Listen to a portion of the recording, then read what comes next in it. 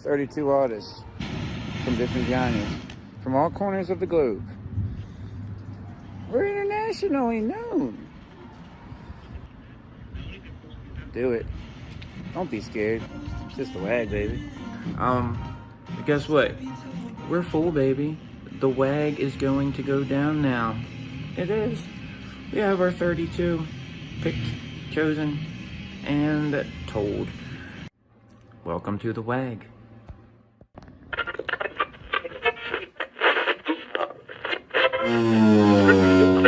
Four, three, two, one.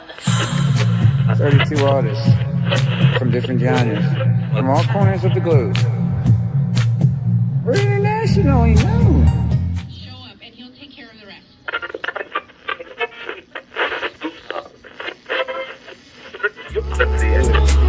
Don't be scared.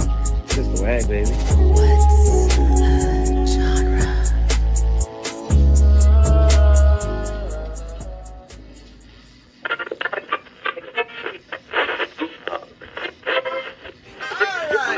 We're doing silent form for participants and for the judges. We are only doing 32 waggers this time. We're cutting it back. So you make pace that cut. Then you gotta make a pace first, right?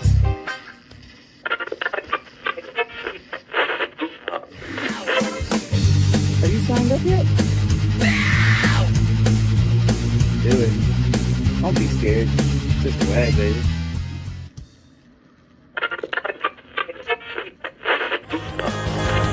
Do it.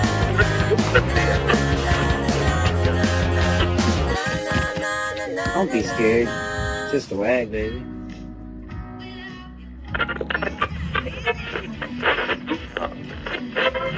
Don't say anymore. Now, Joe, bring it down. 32 only. Sign up ASAP. What's a genre? And what's a genre? Genre hoedown. No. It's What's a Genre Showdown. Sign up. A silent forum for participants and for the judges. We're going to do this right this time.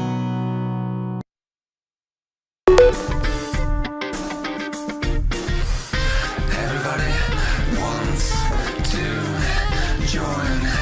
Everybody wants to join the What's a Genre Showdown. Everybody wants to join. Everybody wants to join the What's a Genre Showdown. We cover digital audio workstations and music tools. We explore lyric gear at MIDI too. How to arrange, compose, and the art of arranging. Taking a look at AI and how the times have changed. On a PC or a Mac and even with a mobile device. We'll be talking about it all every Thursday night. From software to plugins and synths that entice. Dive deep into tech and let creativity take flight. Talkin IT. We're talking IT. Come and join in and have some fun. It's highly educational with a lot to learn. From bedroom producers to seasoned pros, we're breaking it down so knowledge grows. Whether you're a DJ or a beat making wizard, we got the tips and tricks to make your sound sizzle. Mixing and mastering, that's our jam. With the tutorials and tips on how much rap. Get the best quality from your setup and gear. Tune in every week and lend us your ear. We're talking IT. Come and join in and have some fun. It's highly educational with a lot to learn. We're talking IT. We're talking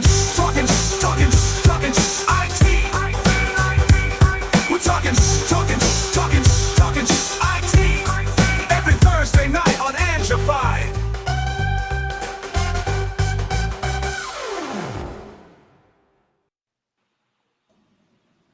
Oh, do.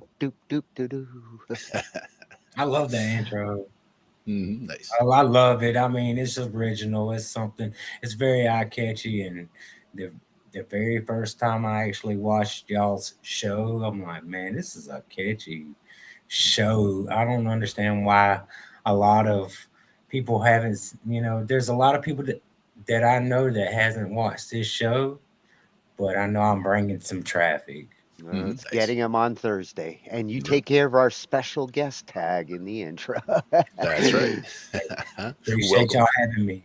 I Mhm. appreciate y'all having me, man. This is it's an honor to be on y'all's show. Y'all are very highly Well, inspirational to me. So, Well, thank you. Always good to have guests. Always good to have you on.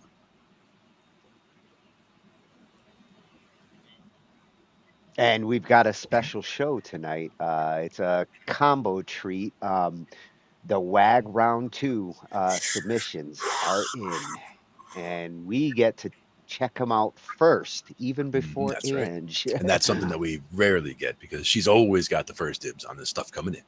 yeah. Yeah, yeah. And Mike, BigFaxThaTruth, gets the first track in what we're going to be checking That's Nice. out right, tonight. man. This track right here is a very good track, and in fact, this is actually expanding us. Well, before you go into the track, I'm going to show what we're going to look at tonight, and we'll get into your track to the IT cave. All Checking right. it out. Flip around. And what we're going to do is we're going to mix it up a little bit tonight. We've got 4 mashups for round 2. So we're going to take a look at each mashup, and then we're going to switch over to some psychology videos. Glenn, you are going to love this Nice. channel I found tonight. Mhm. It's so good that like all the videos are coming from one channel, because when it comes to music and psychology, I found a killer channel, and they're Nice. metalheads. Nice. I love it. So our WAG tracks are going to be coming from Angie's playlist. That's going to be in the description. You can see the links to each one of these songs and to this playlist. And after we check out Mashup 1, we're going to go over to the Psychology of Rock at Psychology of Rock over on YouTube. And so glad I'm getting to cover some psychology tonight. There's Oh, yeah. science in There's this, science in man. it all. Yeah, so we're going to look at a couple of different things that they have. How music changes you, the science behind the influence of music on your personality. This is kind of like, why we Mhm. listen to the music we listen to, and how that music affects us. A great way to start on the psychology of the music. And then after we do the mashup 2s, we're going to look at the psychology of drummers.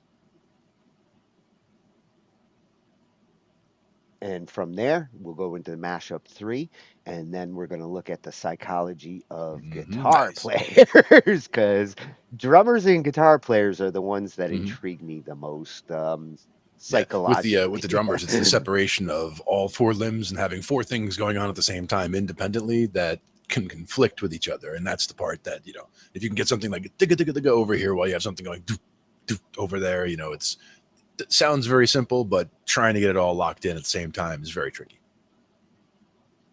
Yeah, and I've always suspected there's certain characteristics of guitarists and drummers that I'm curious to see what science has to Enhanced motor say. control. I see it. Yep. And then we'll be doing the mashup 4s.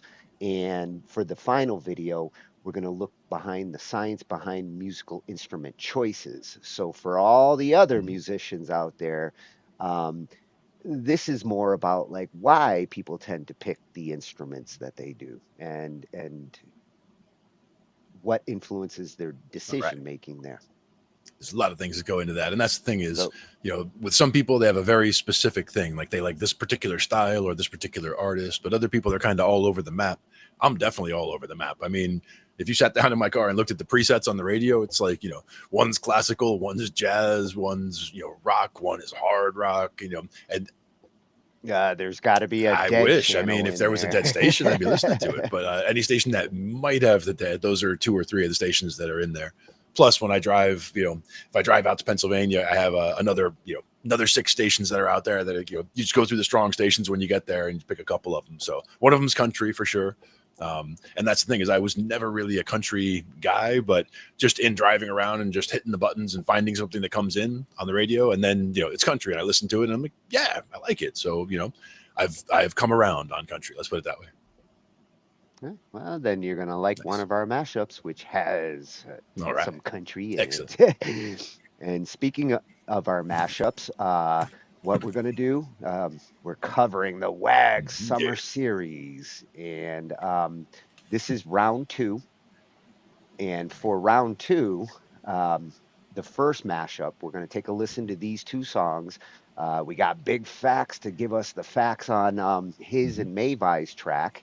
And they were going against Oddball and Vampire for hip hop rock. So it really is a mashup on this one. So I mean, this track right here, I mean, we was going for more. We had another track, so the track, you know, it just wasn't hitting. And Mayvai's like, Mike, you know, I got something.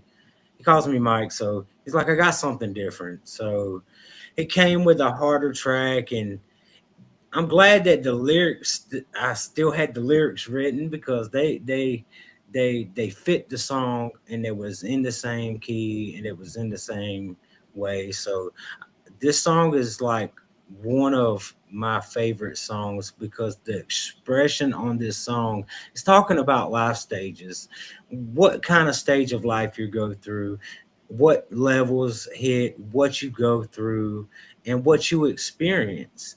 So now I'm experiencing the WAG. I was scared before, but don't be scared. It's just the WAG, baby, as Rusty said. That's right. Well, and the WAG stages kind of go like life Exactly. stages sometimes. I kind of shout out one of the last Waggers track. I didn't really see it until Mayvai said something. He's like, you know, listen to what you're saying. And I kind of shout out to one of the last Waggers tracks, and I'll let y'all hear that. Y'all be able to find that little key in there. And I'm enjoying it so far, man. I'm nervous about this. So you've gotten through 2 rounds, and you know, I feel like the first couple of rounds, especially you're brand new to the WAG, they're the trickiest, because you really do have to get used to the format. But ironically, in the later rounds, the more advanced genres come in. Oh yeah, so you know, it's tricky going in to learn how to do it in 7 days, collab with a mystery collabor. But as you get comfortable doing it, the genres start to pick up in competition. I know it's not going to be easy, but my goal is to be a winner. And these last 2 tracks, the wheel has spun in my favor. In your wheelhouse. Oh, Ange, don't lock the playlist now. I'm about to go through it. It's fun in my wheelhouse. I got DJ Tatius on the first round, Mayvai Hendrix on the second round, and I'm kind of praying for Daurian on the next round. Everybody wants. I gotta have it. I mean, it's just, you know, it's just a thing. So, man, I hope y'all love this track, and can't wait for it to be released out on all platforms. So, yeah. Well, we're going to be getting the edits together, and you're actually keep your ears and eyes peeled. The WAG Summer Series finals are coming. So let's take a listen to this one that you and Mayvai did, and then we'll switch over and we'll take a listen to Oddball and Vampires. These are for the Mashup 1 hip hop rock.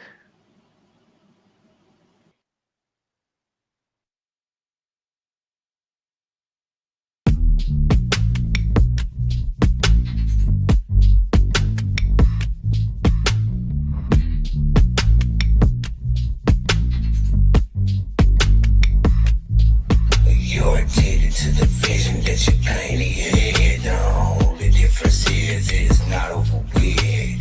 Walked it back in and get addicted to the pain that you suffer with. Just praying for my overcome the opposition. Always be kind, rewind a vivid image.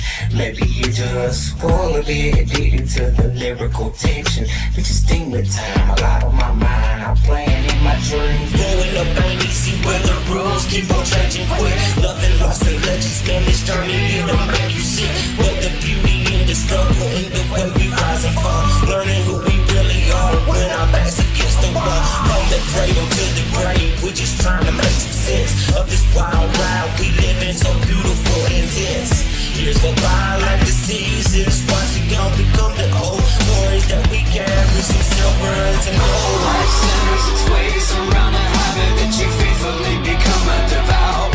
As you try to find the faith and strength to show some restraint and become salient to all those around.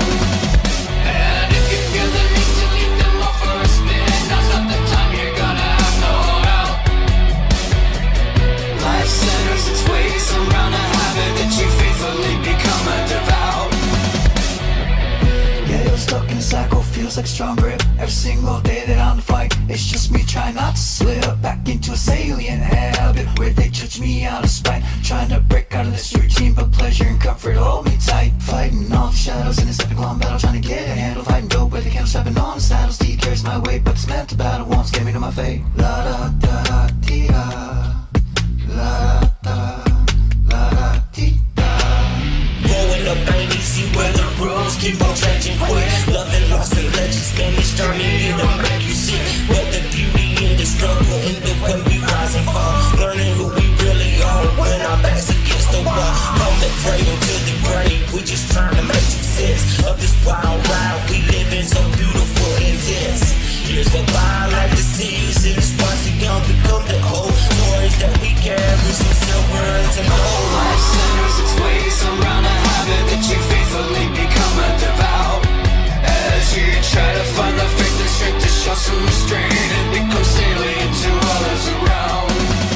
And if you feel the need to leave them all for a spin, now's not the time, you're gonna have no out.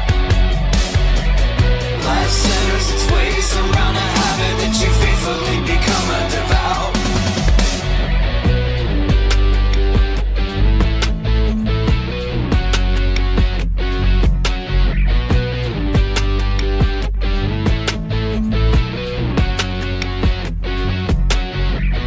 Life centers its ways around a habit that you faithfully become a devout. Life centers its ways around a habit that you faithfully become a devout. Life centers its ways around a habit that you faithfully become a devout. As you try to find the faith and strength to show some restraint and become salient to all those around. And if you feel the need to leave them all for a spin, now's not the time, you're gonna have no out. Life centers its ways around a habit that you faithfully become a devout.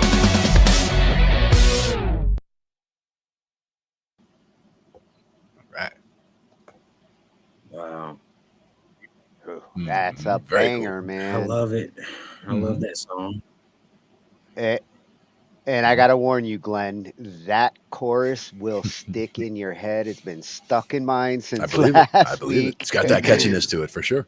It's actually trending. It's actually trending right now. I mean, it's still trending. I mean, it's been trending since we posted it. It popped up there. Mayvai sent me a copy, and I'm sitting there like, I've only trended one time on BandLab, and it's been a long time ago, but it's been trending in 3 different areas on BandLab, along with Nice. a lot of other WAG contestants. So it's crazy, man. All right.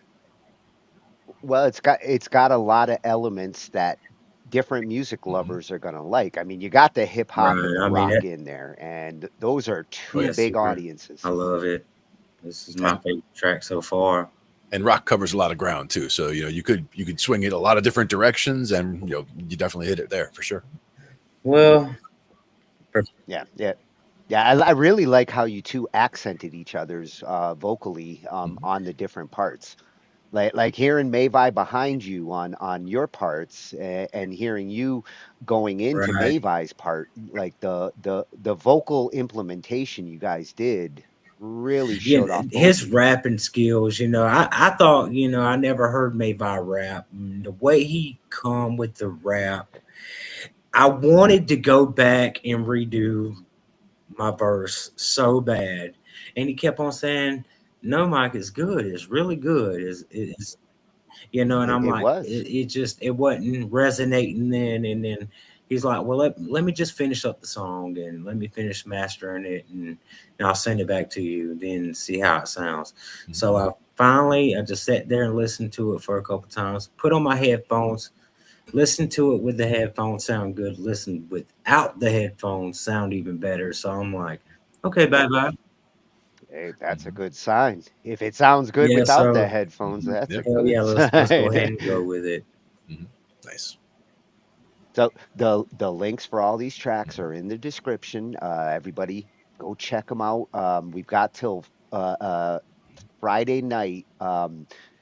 The likes and the comments are going to help to kind of get over the edge, because you guys do have a good competitor here. Yeah.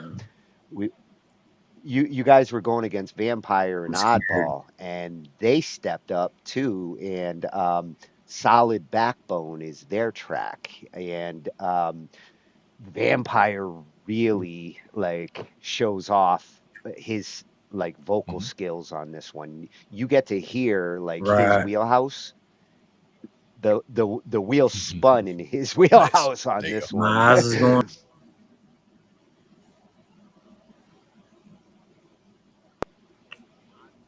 And Oddball also master arranger and composer. What he did with Vampire here is a worthy competition to this. This is gonna be a hard genre right here. Yeah, it's going to be close. That's why these likes in the comments going to be important for these. So if y'all watching, please come through and keep on commenting and liking and sharing, please. Yeah, check out Angie's playlist. All the tracks are in there. So let's see what Vampire and Oddball cooked up. Great mashup one for round 2.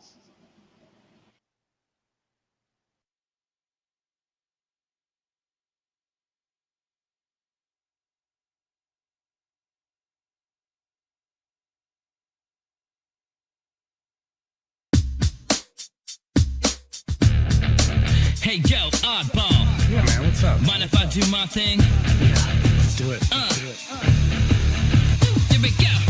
First off, I'm a man on the mission. Draft the tune to the left, just listen. I stay in the pocket, got it. Just like Clint, I'm clinging to your denim. Some days I just care about plays, till I realize it doesn't really pay. Stuck in the cycle, counting up the days. 1, 2, 3, 4, that's what I say. Trapped in the mud, pulling me down, but I'll stand up and climb my way out. Gravity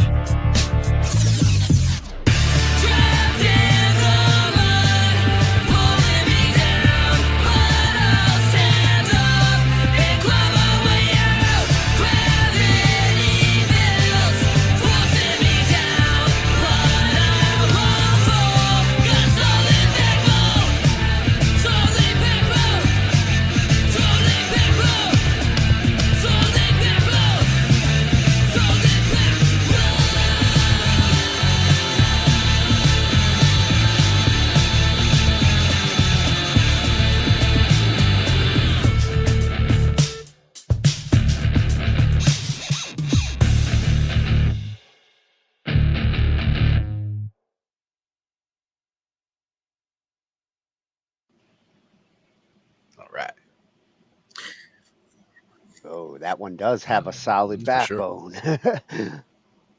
That's gonna be a good. This is gonna be good. I'm just waiting for Judgment Day, so I'm ready.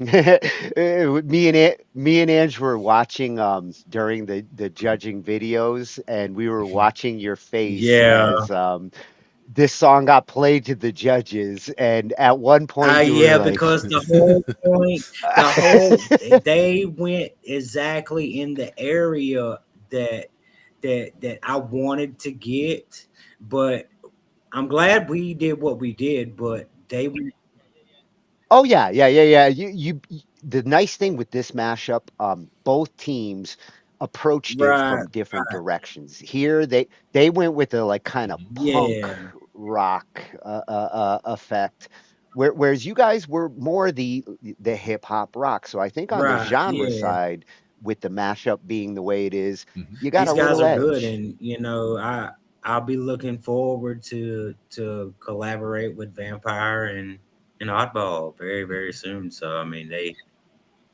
Oh love it. yeah, Oddball's a treat to work with. The brass that he Yeah. brought in, he plays. He Nice. plays the trumpet. That was But all Yep. good luck to you natural. guys, and I hope that honestly, I'm gonna be real with you. I'm wanting that advancement that bad, so hope maybe I see you on the very end of the WAG competition again, Yeah, because I keep know me on and Mayvai is rolling. gonna be there. So So that was our mashup one, hip hop rock, Big Facts, The Truth, and Made by Hendrix versus Oddball and Vampire. Vampire Yep. squared. It's exponential. Exactly. And what we've got now, we're gonna go into some of our Mhm. psychology here.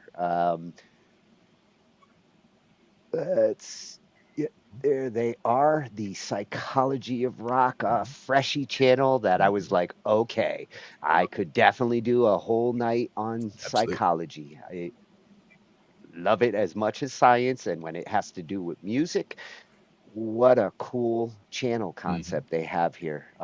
At Psychology of Rock, they will be doing all our psychology videos tonight.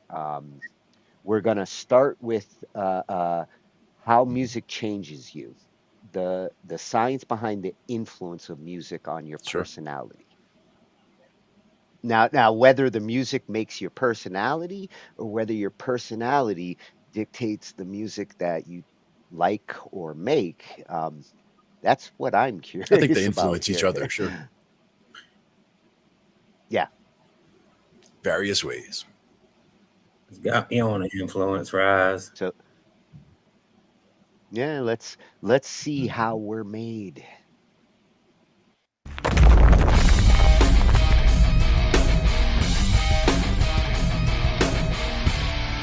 Hey everyone, welcome or welcome back. If you're new here, my name's Nina, and today we are talking all about the influence of music. Now, as we've already talked about many times on this channel, our personality type and our worldview play a huge role in the type of music that we tend to like. And we can find a lot of commonalities in musical genre preference based on these factors. But there's also growing scientific evidence to support the idea that the music we listen to can actually shape our personality and worldview over time and not just reflect them.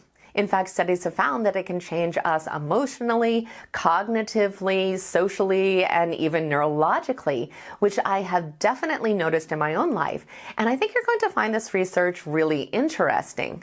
So today I want to talk about what science has to say about how that happens, why it happens, and the different variables that influence how much of an effect it actually has on us. I also want to share my own personal experience with this, but I will get to that at the end. And as always, to keep the video concise, I'll just be kind of summarizing the main points of this research, but I will absolutely leave all the citations for these studies in the description box, just in case you want to read them for yourself. Now, obviously, not every person is equally influenced by the music that they listen to, so I want to start by looking at the key variables that determine how music shapes us, which after reviewing, I think make a lot of sense. But there are a few that I honestly had not considered, so let's just go ahead and go through them all together. Now, not surprisingly, the first is our age. We know that adolescents and young adults tend to be a little bit more impressionable because their identity is still forming, so music does tend to have a greater influence when we are younger.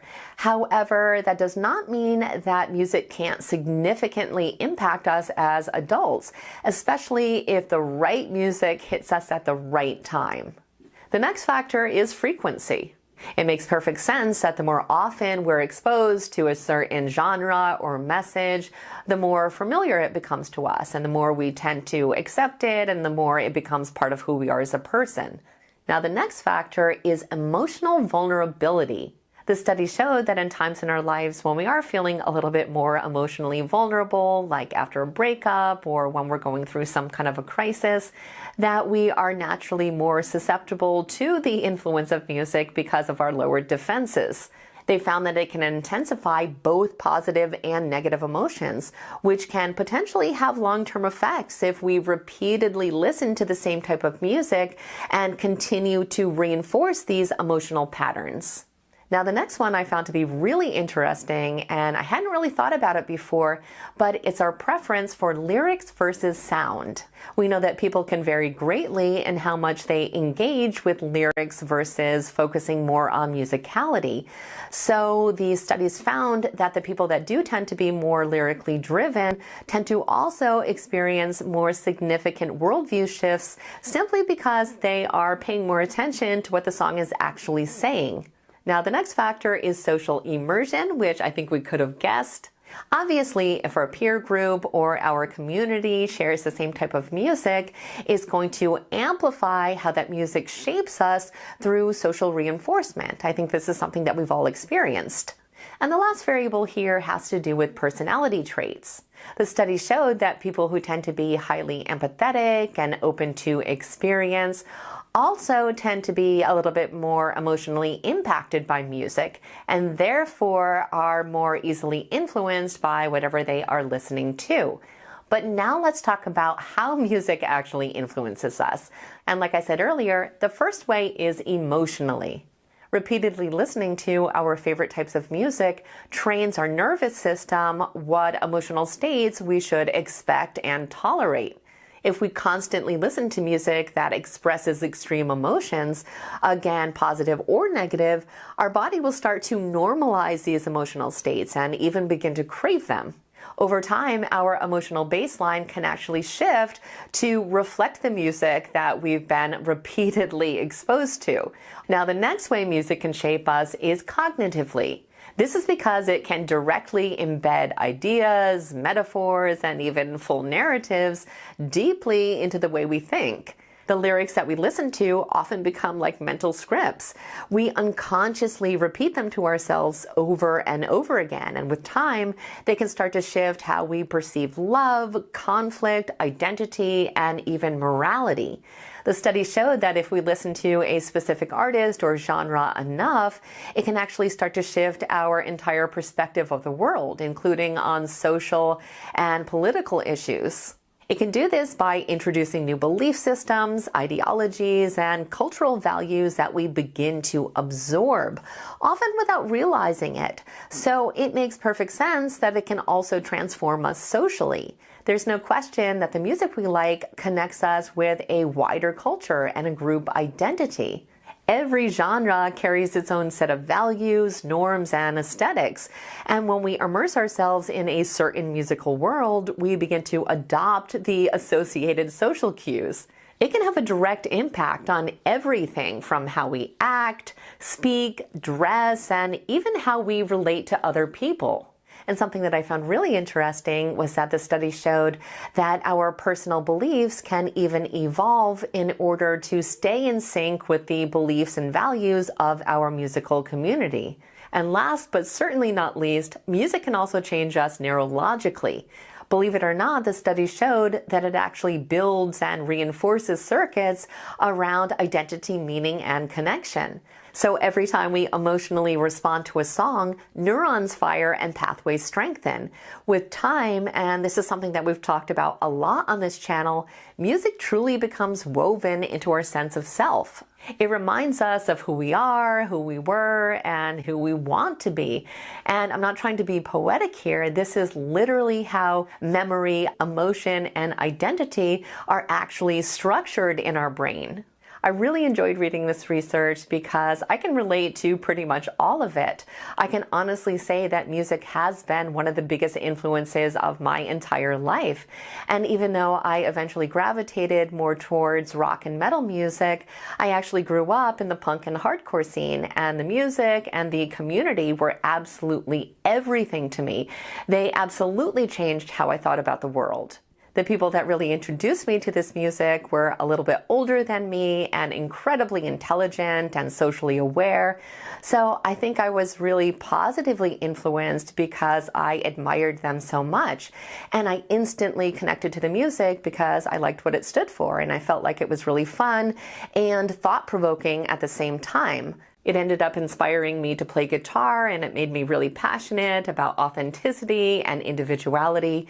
It was just a great scene to be a part of. And looking back, I can definitely see just how much the music that I listened to changed me as a person. In fact, I think it eventually was what sparked my interest in psychology. So that is my personal story about the influence of music, but I would love to hear yours. So definitely let me know in the comments. I'd also love to hear what genre of music you feel has changed you the most. I hope you found today's research to be interesting. I have all the citations written in the description box. Please don't forget to like and subscribe if you haven't, and I will see you in the next video.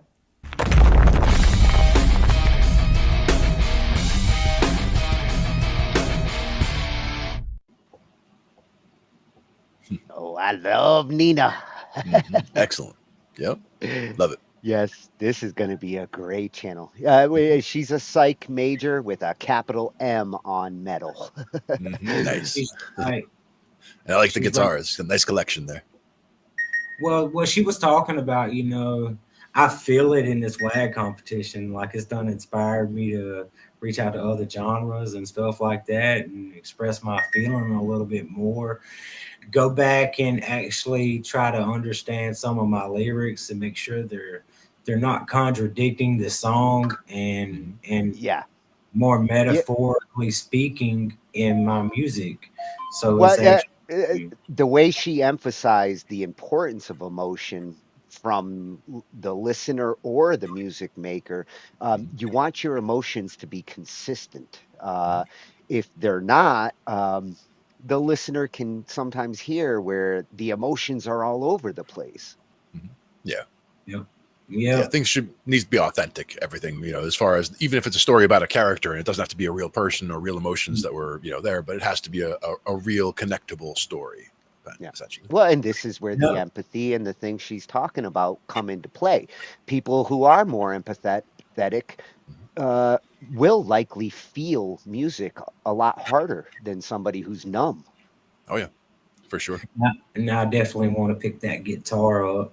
I think me and Tony talked about that in some of our Zoom chats, and kind of want to follow my dad's path, because my dad was a freaking string bender. I mean, he could bend strings really dang good. So I'm like, no. Well, wait till you see the psychology of guitarists that we're going to look at in a little bit. But the cool thing with this one, going back to our WAG tracks now for Mashup 2, the two songs that we have here, the first one actually does kind of fit in with some of what she was talking about. It goes into My Bipolar Baby, Rusty's track. With Mashup 2, we had country blues, and Rusty and Tweedle were against Maha and Dmane. Nice. And for Rusty's track, it really does kind of fit into some of what she was talking about. Yeah. Bye bye polar baby. Mhm.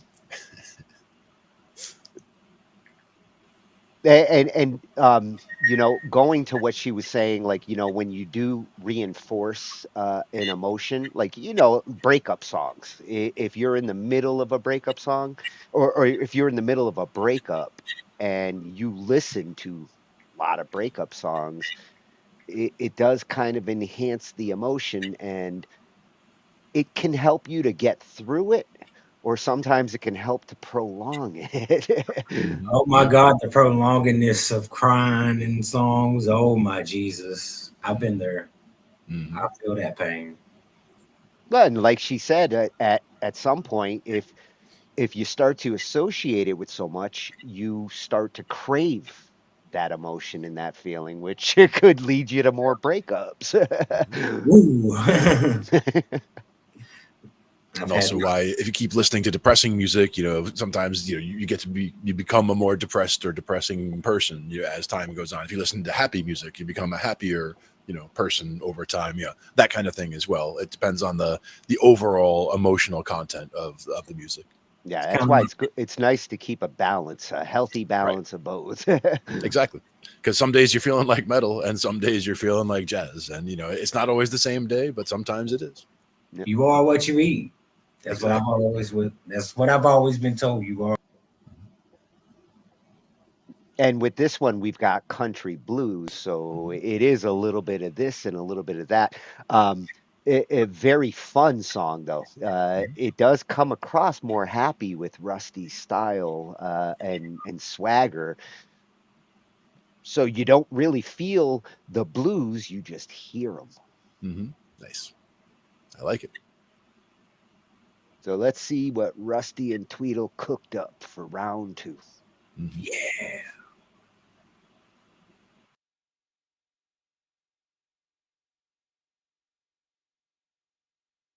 Oh my, my.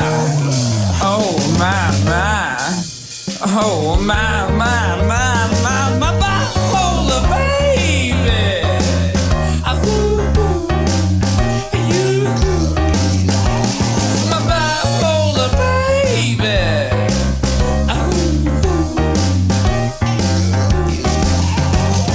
One night you're a sweetheart, baking me a pie. Next night you're a pistol, shooting me that eye. You hug me like a kitten and scratch me like a pet. Girl, you keep me guessing, but I kinda like it here. Baby, baby, baby, you put the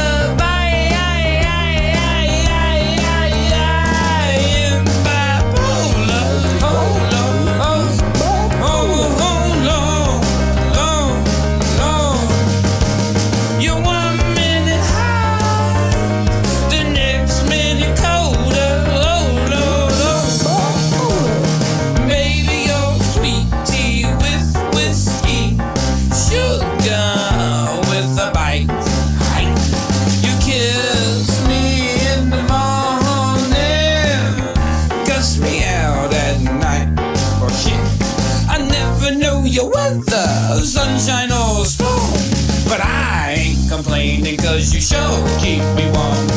Baby, baby, baby, you put the in bipolar. Oh, Lord, oh, Lord. You're 1 minute high, the next minute colder. Energy from the sun, well, we call that solar. But when you strike the pills, you're called a polar. Like the pain in your tooth, nothing can put the molars. Yet no matter how I try, I can't console her. It's not up to me to control her. So that's the story of my life, cause my girl is bipolar. Girl is bipolar. Bipolar.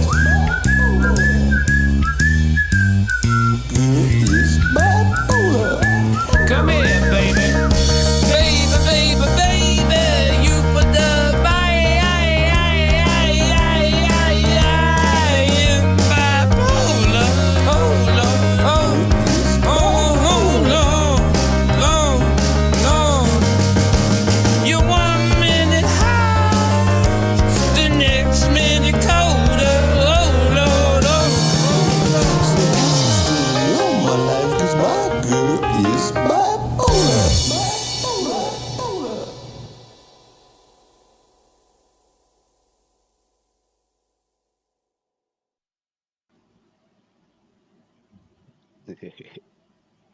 I like a song Bipolar. that makes me snap. Yeah, absolutely. The bass line definitely hits both marks. Yep. Oh Lord, Rusty, what are we Mhm. gonna do with you? Exactly. Well, I love that he pulled the Elvis out of Tweedle on that Mhm. one towards the end. Mhm. Definitely. Some good stuff all around. Yeah, and they did have some help from Daurian's writing desk. They're both lyricists and vocalists, so we have a contingency in there that if it's two singers, um, they can utilize somebody's track as long as they've got permission. And Daurian was nice enough to hook them up with a great little blues groove. That is a that's a really good song. I mean, Rusty is a really really good artist, and I've had a chance to actually work with him before the WAG competition and do a song with him. I've actually done two songs with Rusty, and I'm just ready to see what our genres can do together later on down the road.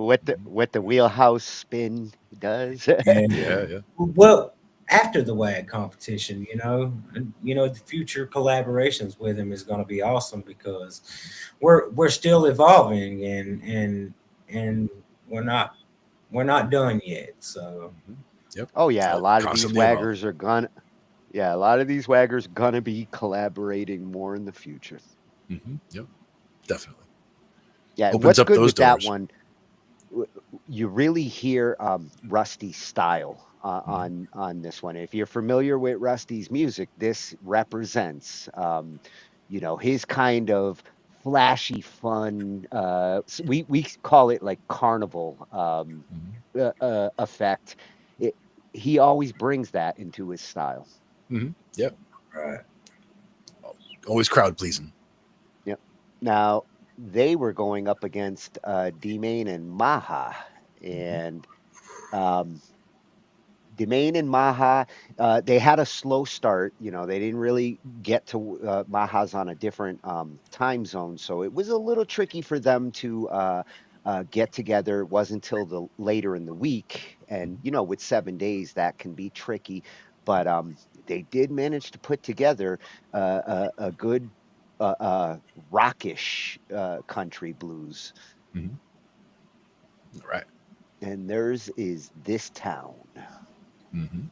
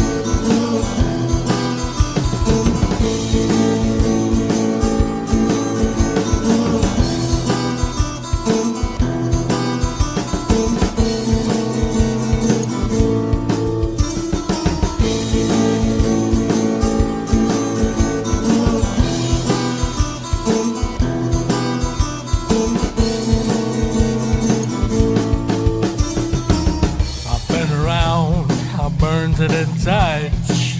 I've been a dog like a hound on a hunt. I'm around until you're found.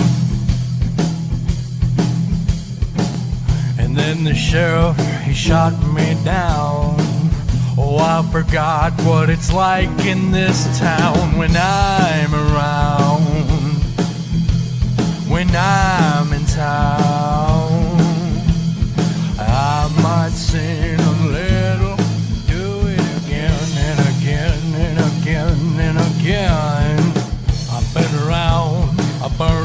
touch. Yeah, I'm a dog, a hound and a hunt, I'm around.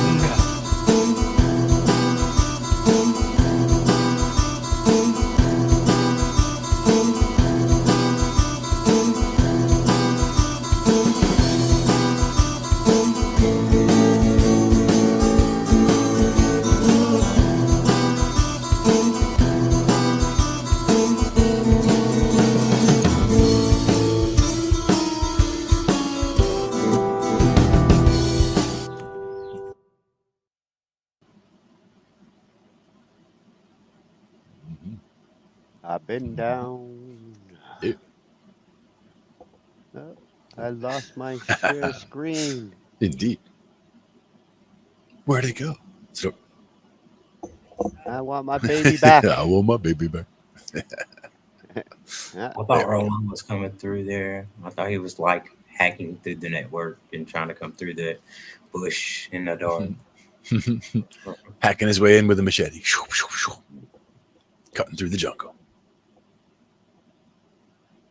So that was Dmane and Maha. You know, with that kind of detuned guitar effect, it reminded me of like early Zeppelin. Sure. You know, like Jimmy Page would do that kind of like acoustic guitar kind of approach. And I swear, if I heard Robert Plant in there, it would be like a long lost Zeppelin There you go. song. Nice.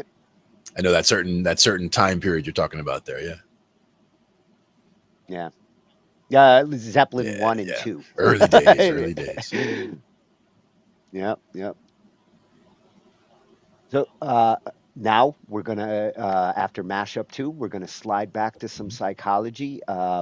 Except this time, we're going to look at the psychology of drummers, the personality traits that percussionists and drummers tend to have. Right. Now for this one, I'm gonna have to stop sharing and go to the cloud. There we go.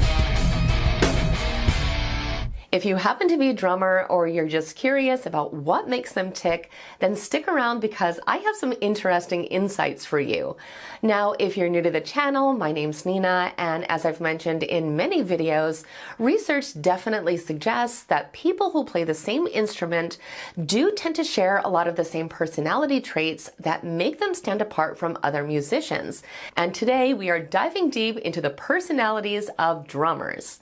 I found these studies to be really interesting because even though I play guitar myself, I have found many of these things to be true of the drummers that I happen to know. And reading through this research helped me to just kind of understand and appreciate them a little bit more. Now, to keep this video concise, I'm simply going to summarize what these studies have said, but I will certainly leave all these citations in the description box just in case you want to read them for yourself. Also, please keep in mind that these are just going to be generalizations, so it's entirely possible that you are not going to align with absolutely everything, but I do think that you will recognize some familiar patterns, and I would love to hear in the comments which of these characteristics that you most match up with. So with all of that being said, what does science say about drummers? Well, firstly, according to a 2015 study, drummers tend to be more outgoing, extroverted, and high energy than musicians who play other instruments. They also found that drummers have a natural need for movement, which makes playing the drums the perfect outlet for their energy because it's a lot more physical than other instruments. It's also why they constantly tend to be tapping on every surface they can because their brains and their bodies really are wired to do that. A 2014 study also showed that drummers tend to score higher on traits like impulsivity and spontaneity. I think this really makes sense given the dynamic and fast-paced nature of drumming itself. They are able to make quick decisions when they are playing, but studies also show that this really translates into their personalities outside of music as well. Studies also show that they are highly likely to be risk takers and can dive into new experiences without a lot of overthinking. They also tend to be pretty unpredictable and adventurous. Not surprisingly, they also tend to score really high in sensation seeking. This just means that they actively seek out high-intensity activities that provide stimulation and excitement, like playing the drums. But again, this is another personality trait that definitely tends to go beyond just the music. The studies showed that they're often drawn to high-energy environments and activities because their brains actually crave this type of adrenaline rush, and they also don't really seem to mind being outside of their comfort zone. The research also showed that drummers tend to be more open-minded and less conventional than many other musicians. And this trait, of course, plays a huge role in their ability to grow within their craft, but it also seems to often translate into a broader worldview. Personality-wise, this is specifically linked to being high in the trait of openness to experience, which includes being really imaginative and curious and just open to new ideas and experiences. Many drummers were also found to exhibit a strong sense of assertiveness. This just means that they're probably a little more comfortable than others saying no to something that they don't agree with, or expressing their personal needs, or even standing up for someone, or whatever it is that they believe in.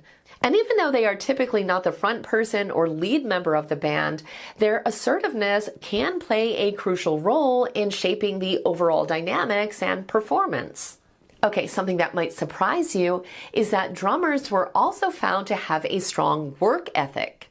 Now, I know this one seems to go against the jokes and these stereotypes, but I think it does make sense when you think about it, because even just the physical demands of drumming often require significant practice and persistence. But it was also found that drummers often apply this same level of dedication to other aspects of their lives, and that they can often devote themselves to things that they care about for long periods of time without losing energy or enthusiasm. I also thought it was interesting that sense of humor was linked to drummers, because this is something else that I have definitely noticed. The study showed that they often regard having fun as being a highly important part of life, and also an essential part of their stage persona. And coming as no shock at all, research also showed that drummers often exhibit nonconformity, both in their musical approach and their personality, and that they tend to challenge social norms in things like their relationships, lifestyle, and behavior. So they may question authority and really like to do their own thing and value critical thinking and independent thought rather than try to just simply conform to societal standards. So all of this being said, tell me what you think. Do these personality traits match with you or the drummers you know?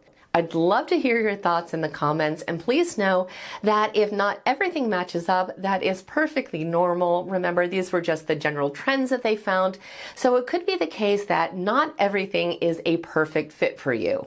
For example, my favorite drummer, Neil Peart, was certainly not extroverted, but I do still think he aligned with most of what this research indicates. So I look forward to hearing if this was accurate for you and what you think these studies may have overlooked.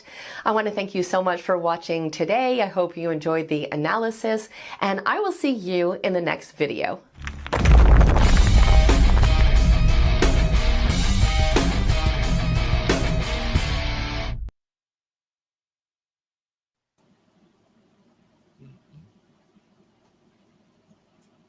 We removed that.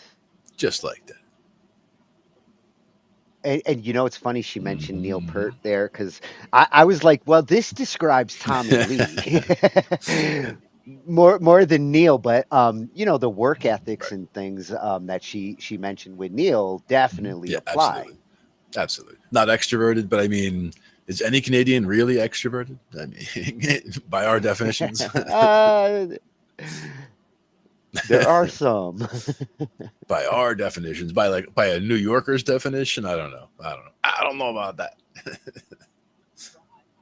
Well, I have known a lot of drummers, and I do think these studies are pretty close to the mark on their characteristics. They do tend to have great senses of humor.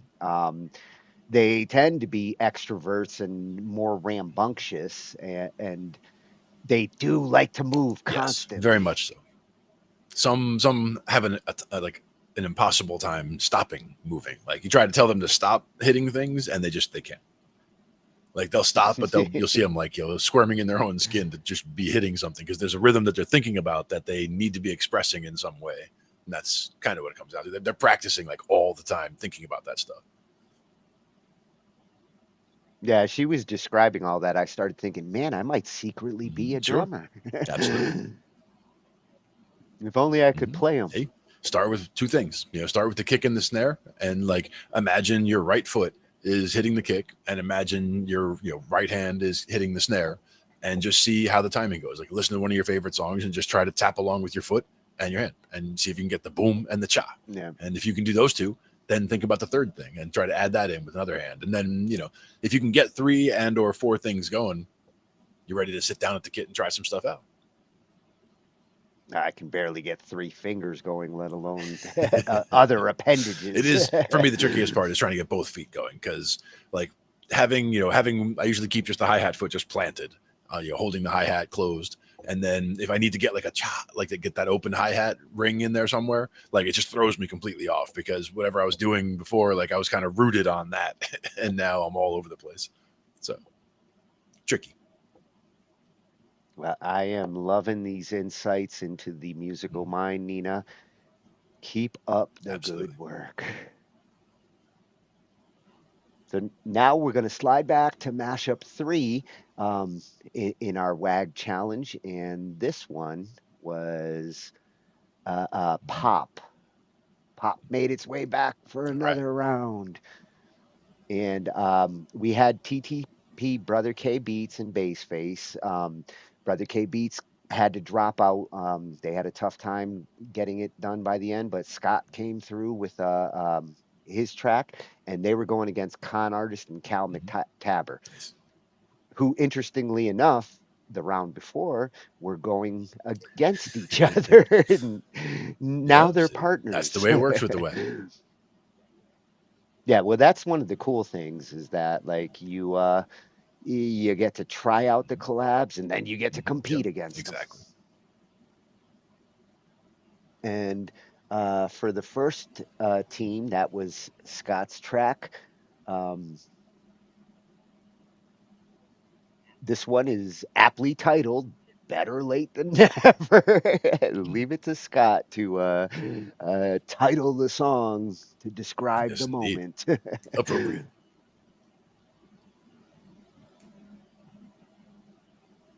So let's see what kind of pop we've got here.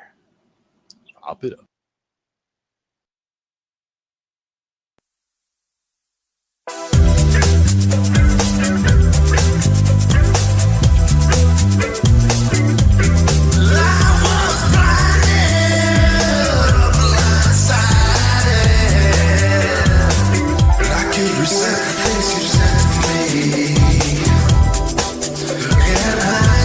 Can't you see? This is all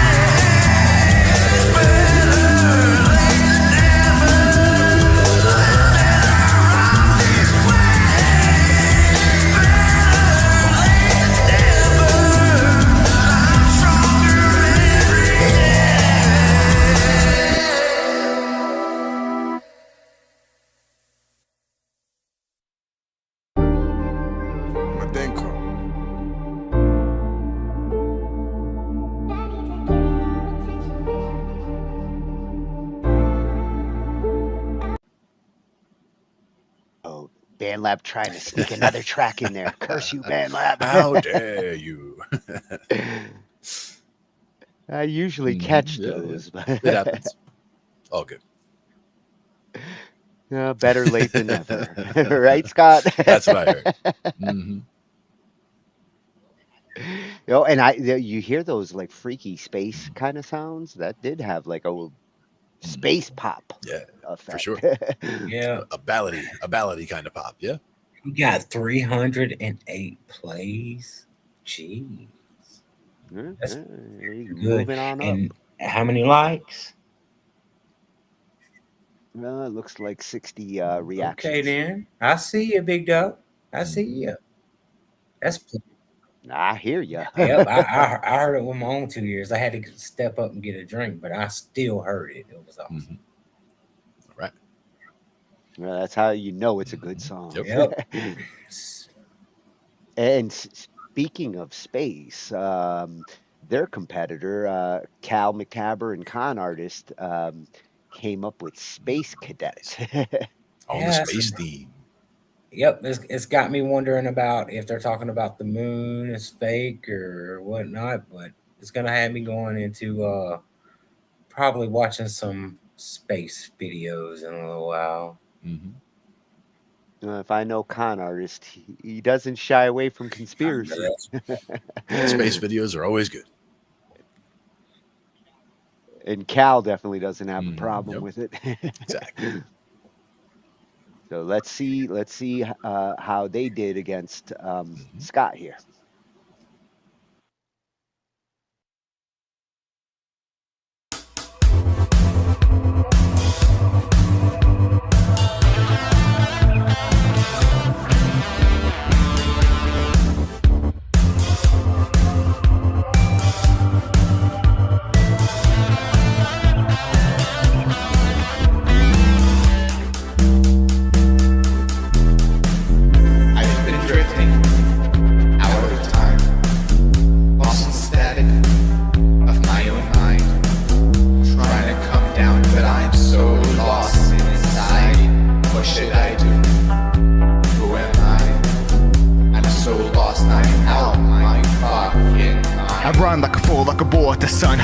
Score, not swerving for none. This is my single burden. I toss and I turn, but the cost is my courage. A common occurrence, no thoughts of concern. It's a bomb that is burst and is popped out, determined. Locked in a world when the thoughts about my purpose. Alerted and not stressed out, but I'm searching to find, but I can further refine. I'm concerned for the time. If I'm burnt, then it's fine. I'll embrace what is mine. I'll take it. That space is vacant inside my mind. I'm floating like a satellite. I'm fucked up, but I can still see the finish line. That's alright. In no time I'll be traveling at the speed of light, floating like a satellite. I'm a space cadet. I was born to live or die.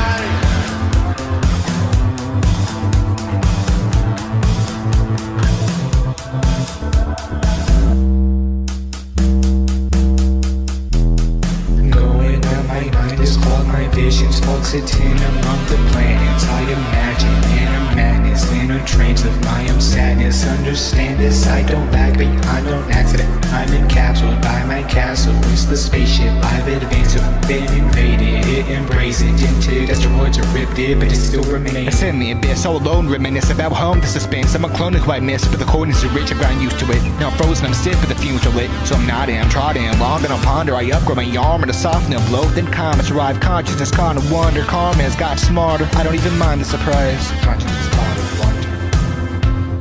Consciousness caught in wonder. Consciousness caught in wonder. I'm traveling. I'm floating like a satellite.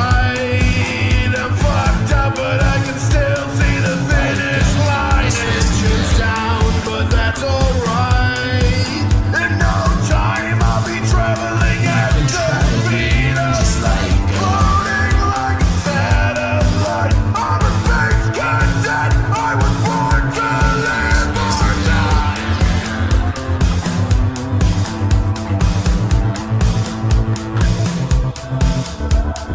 Going on my mind is clogged, my vision visions fluctuating among the planets. I imagine inner madness, inner trains of my own sadness. Understand this, I don't lag behind on accident. I'm encapsulated by my castle. It's the spaceship I've advanced, I've been invaded. It embraced it, dented, asteroids are ripped it, but it still remains.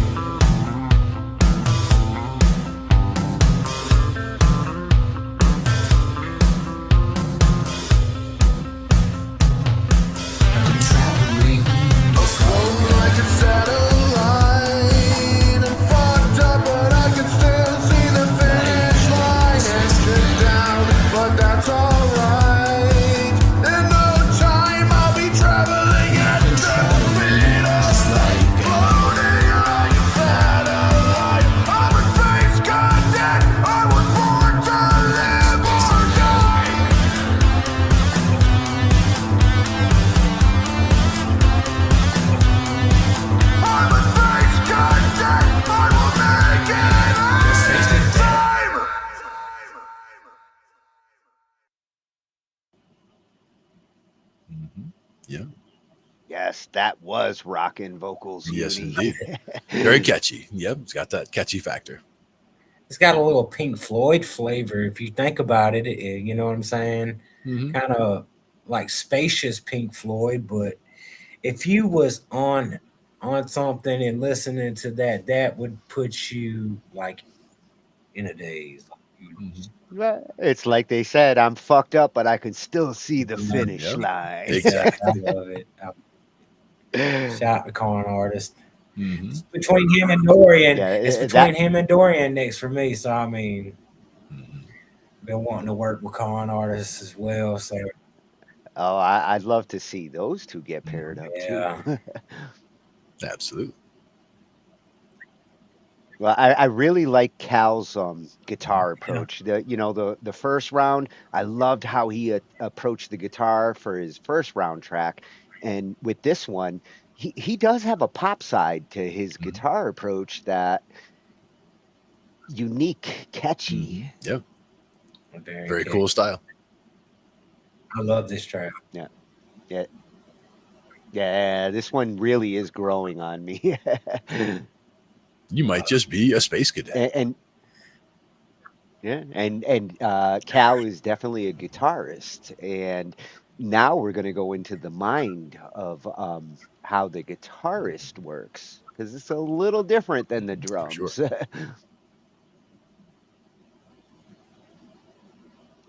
Gonna have to stuff Equal the dedication to shit. the craft, though, as far as when it comes to hard working, the drummers and the guitar players, as far as really honing in on the technique and really refining their technique over time. Like the guitar players are the ones you'd see like just sitting in the corner, just like just like running through scales and things to get things down. Yeah, sometimes they can be the introverts, the counter to the extroverted drummer. And they play, a lot of times the most flamboyant on stage, being the lead guitar player trying to be out there in front, and so it's kind of like the opposites there. They have both sides of that coin. Yeah, let's see what's going on in their heads.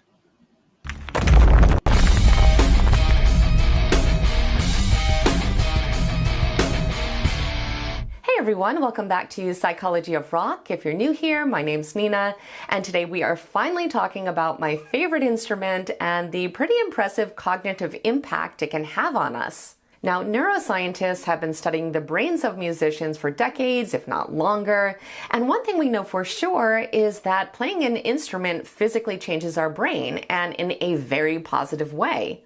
Now, to be fair, many of these changes, like enhanced motor control, better auditory discrimination, and improved memory, can be seen in people no matter what instrument they play. But some adaptations are uniquely strong in guitarists simply because of the instrument's demands, like split-second coordination of both hands, the constant shifts between rhythm and melody, and the highly complex spatial mapping of the instrument itself. These adaptations are amazing because they not only end up making us even better guitar players in the end, but they also enhance cognitive abilities that are useful well beyond music. So let's go ahead and go through 8 specific ways our brains have been rewired through playing guitar according to science, and I will of course leave all the citations for the studies I used to make this video in the description box just in case you want to read them for yourself. And I want to specifically recommend looking at the one from 2024 called Structural and Functional Changes in the Brains of Guitarist Musicians, because I did find that one to be particularly interesting. But all in all, there was a lot more research on this topic than I was expecting to find. So for each section, I will briefly talk about the actual observable change in the brain. Then I'll explain how this change actually ends up benefiting us, not only as a musician, but also as a person. So with all of that being said, let's go ahead and dive in. Now, the first thing they noticed was bigger motor maps for the fretting hand. They observed that in the primary motor cortex, which is the brain area that directs motion, guitarists develop enlarged motor maps for whichever hand they use to make chords. We can think of these maps as very elaborate blueprints for movements.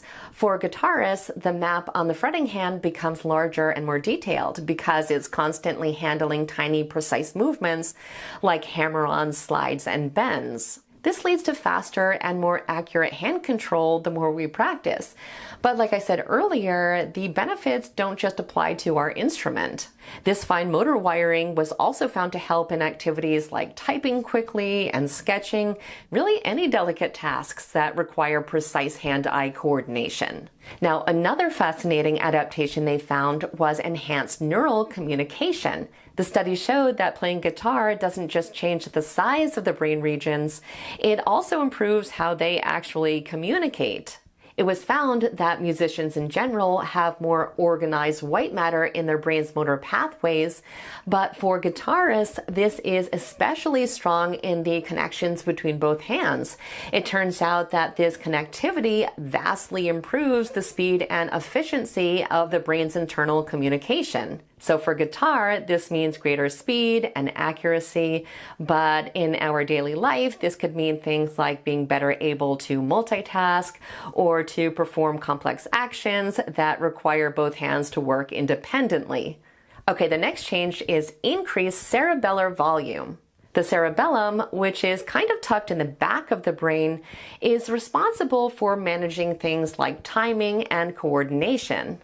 Studies that used MRI scans showed that it often actually grows larger in musicians, and in guitarists especially, this enlargement is tied to how demanding the instrument is. Unlike individuals who play instruments that rely more on synchronized hand movements, guitarists constantly have to coordinate two hands doing different types of things completely. This dual demand puts a huge load on the cerebellum, which eventually translates into increased resources, like faster error correction and more precise timing networks.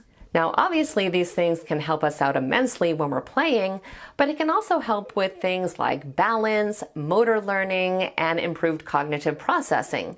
But moving on, the next thing that was noted is stronger connections between brain hemispheres.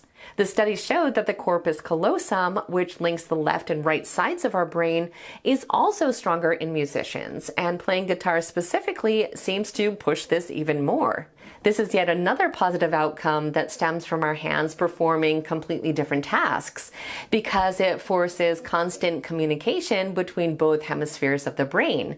And once again, the benefits are not just musical. It actually helps us to integrate both logical and creative thinking, which is a skill that as a guitarist, you've probably already noticed that you naturally apply to almost every aspect of your life.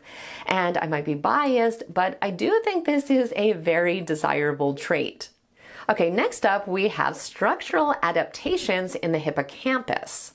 The study showed that the hippocampus, which is responsible for memory and spatial navigation, is another area that shows unique changes in guitarists. The constant demand of learning and memorizing songs was seen to significantly strengthen this area, making it more efficient at encoding information and retrieving complex motor sequences. This neurological boost helps us to not only actually remember the songs that we learn, but also enhances things like general memory, spatial awareness, and the ability to learn other complex physical skills more quickly. Now, another big difference they noticed had to do with enhanced auditory motor coupling, which is a core aspect of a guitarist's neuroplasticity.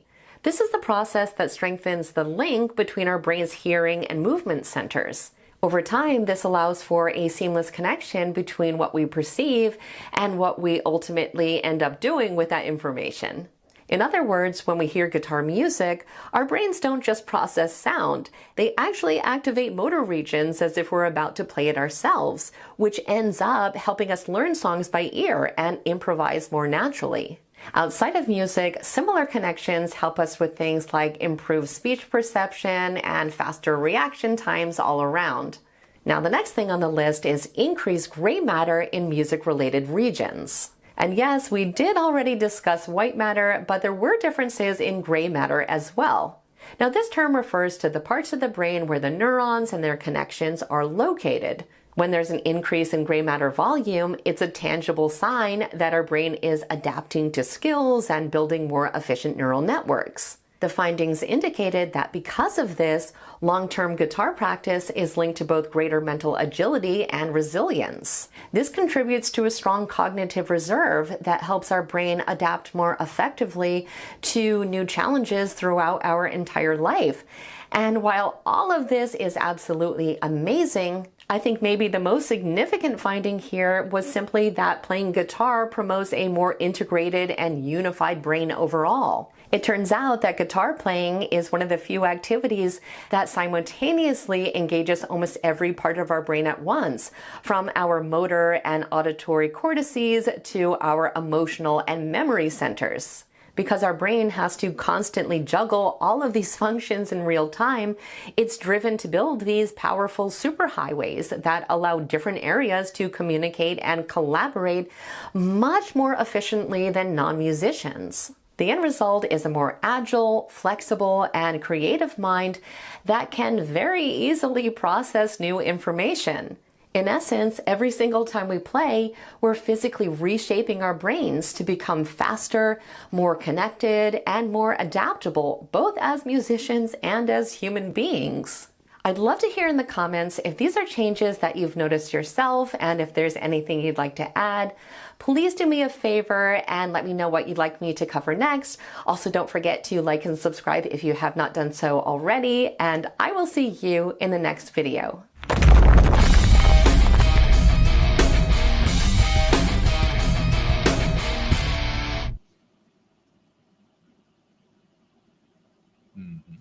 All right. Good stuff there. And that's the thing is when it comes to the way that it affects the neuroplasticity, that it affects your brain, it really is the multiple instruments that you have affect your brains in different ways. So like learning piano at an early age did one thing. And then, doing guitar at a later age did something else. Like learning the different things at different times kind of made things sink in different ways. And learning piano first, I think, had a big effect on how I learned guitar and bass. Oh, it definitely can. It explains why your brain is so big. Some of it, yeah. 6'6". You keep exercising Yep. that muscle. And that is key, actually. They do find when they study people who are, much older, 80, 90 years old, and the ones who are still really sharp, right? Like they study what kept them sharp. And in a lot of cases, it's not necessarily music because, you can only play for so many years. And as you get really old, the motor skills just aren't there anymore to do that. But keeping the mind agile with things, whether it's playing chess or mahjong or whatever, like just doing something to keep your mind active makes such a difference in staying sharp over time. That goes for some. I mean, you got some older cats, they stay in that rhythm and they get 65, 70 years old. Like my dad, right up, I think about 3 months before he passed away, I got to hear him play the guitar, and it wasn't that great, but you can tell he still had it. You know what I'm saying? Well, I think the toughest thing for a guitarist as they get older, arthritis. Exactly. There are certain things that will get in the way, but the sharpness and the fact that they do apply that constant repetitive pattern does help to keep their brains sharp. And the whole learning songs while away from the instrument also, like I'll be driving around and I'll be hearing a song that I had never heard before, and I recognize we've talked about chord progressions before, and like recognizing how a chord progression is going, and then just being able to picture myself playing it. And it's like I've taught myself multiple songs just while driving around, without an instrument in my hand. But one thing, as a bass player, I always play fingerstyle bass pretty much. I almost never use a pick. So one of the things, if I haven't been around a bass in a couple of days, I want to keep the fingers toughened up still. While driving around, the seat belt is in exactly the right position for my picking hand. So just like the front edge of the seat belt, and just kind of like like you kind of like thump on that, and just kind of it'll rough, it feels almost like playing the strings in that term. So you can get the timing of the picking hand while driving along, drive with this hand on the seat belt. So that's one thing that works for me. Just do it. Do it carefully. I know them fingertips have to hurt when you're playing 7 or 6 to 7 nights a week. They have to hurt. They would, for sure. And it depends, like when you're playing that much, a lot of times your hands are just so used to it, it doesn't really matter anymore. Because at one point I was playing, 3-4 hours a day just in practicing and just in screwing around. And if you do that for a couple of weeks, couple of months in a row, like once you've built up to that level of playing, every single day, it's just, like I don't see actual calluses on the fingers, but if I tried to pick up something that was hot, it wouldn't bother me, right? Like as far as those fingertips were, really toughened up. And if I tried to play, if I all of a sudden I had, you've got to do a gig for 3 hours, it would be no problem. Just get up and play 3 hours, even if I'd already played a bunch that day, because they were just that tough over time. Okay. So Ed, this is a really good question. I think this would be good for like future guitar players. What do you do to get your hands warmed up for a gig? Like, how do you warm your hands up to be able to hit them chord progressions and be able to give that authentic sound through a concert? For a keyboard, I like to crack the stretch, knuckles and get my fingers limber. And a lot of times it comes down to just doing, whether it's a sound check song or just doing some kind of playing on the instrument, even if it's not plugged in. Like you'll see people, they get tuned up, like that's step one. Like always make sure you're in tune, because people who just like get up there, plug in and go, oh, it's in tune because I put it in the case 4 hours ago and it was in tune. It's like no, when you get up there, like you should make sure it's really in tune, and then just go through some things, just even if it's scale runs or whatever, just something. Doesn't have to push the speed, maximum speed, but something to get, like Tony was saying, get your fingers limbered.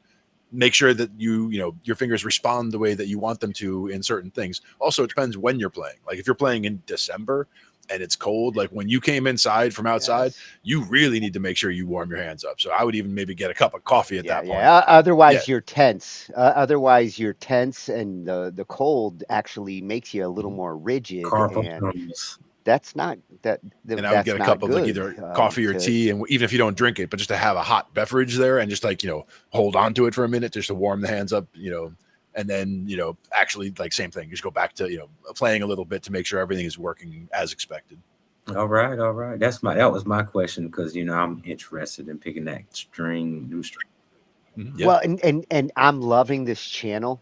One I'd love to see her do is the difference between bassists and guitarists, because here we got a little more insight into the guitarist mentality. And I would assume that the bassist has a lot of the same traits, but I would suspect there are some slight differences with bassists, especially if they are pure bassists, not guitarists who turned into bassists. I agree, and partially because she was talking about the enhancement in the brain for the chord library, let's say, or like we were talking about the claw for the guitar, like understanding this chord shape versus that chord shape versus this chord shape. And if you're thinking about those chord shapes while you're actually playing or while you're listening to something, the fact that it's acting as if you were actually playing it, as far as your brain is concerned, it's as if you're actually playing it. So that's where that adds to that repetition and helps you learn songs even when you're away from the instrument.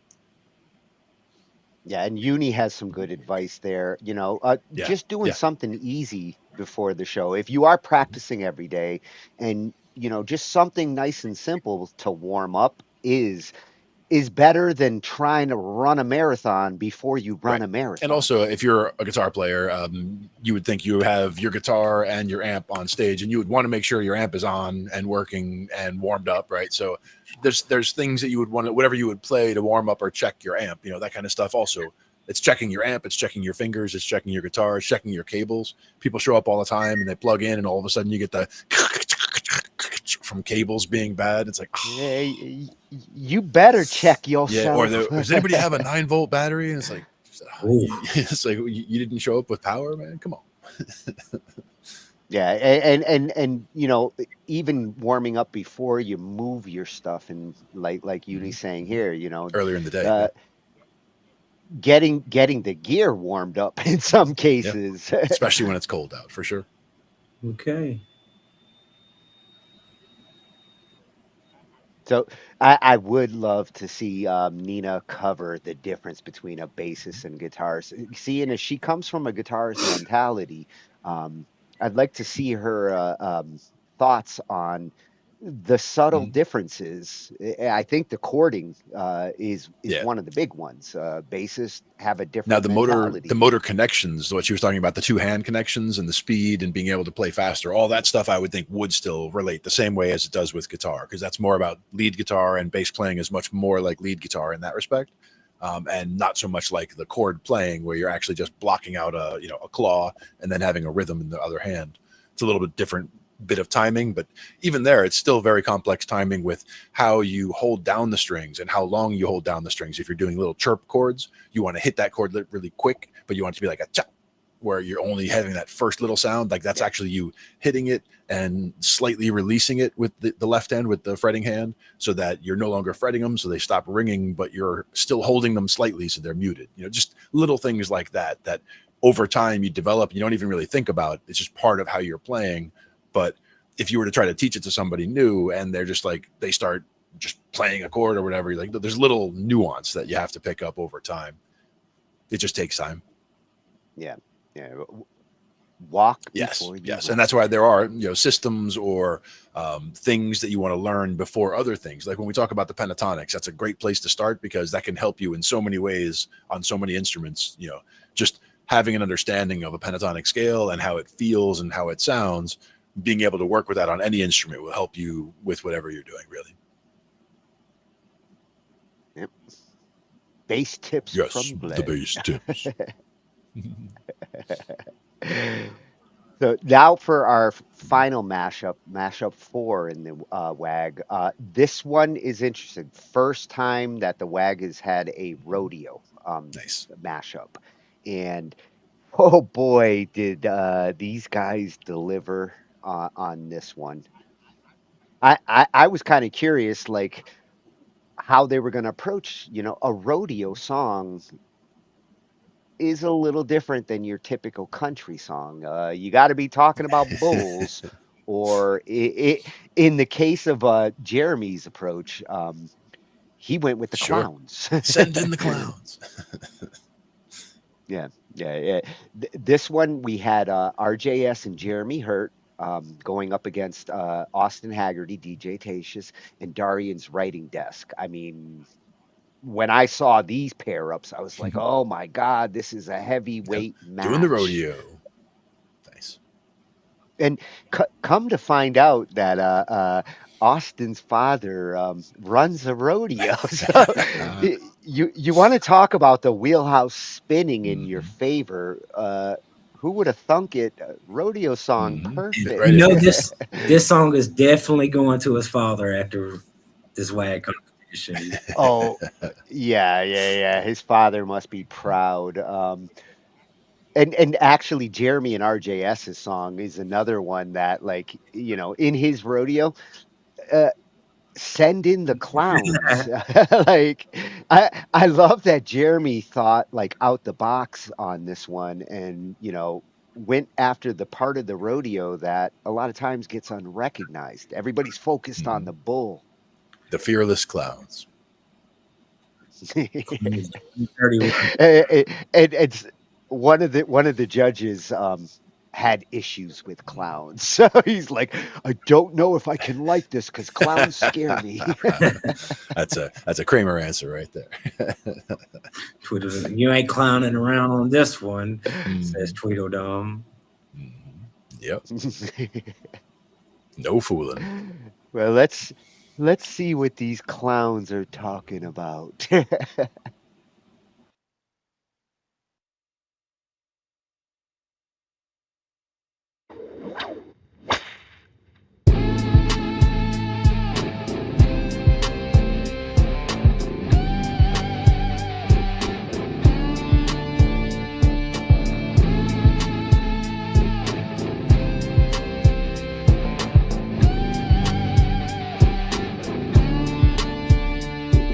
the spotlight shadow, we take every hit. Dancing with disaster and I paint it on grin. And mask with the bone, we get the horns. They fuck around and we find out we're the rodeo reject. The circus gone wrong. Clowns in the crossfire, but we still play along. Dodging horse for pennies, can't afford a beer. But hey, at least our face paint hides the fear. We got a heartbeat of chaos, a scream in the stands. The fearless fools fighting with nothing but our hands. Fools but are broken when we rise and fall. If you think we're just clowns, you don't know us at all. We're the ones that save you fast. They don't take a horn up the ass. Now please show the class and check out my news. Singing back, you're the ones that underpay the fool. If you don't know us by now, here's a big bug. You must will be hiding in a barrel. Rest in peace, Dimebag Darrell. We are the ones that underpay the fool. If you don't know us by now, here's a big bug. You need us, we'll be hiding in a barrel. Rest in peace, Dimebag Darrell.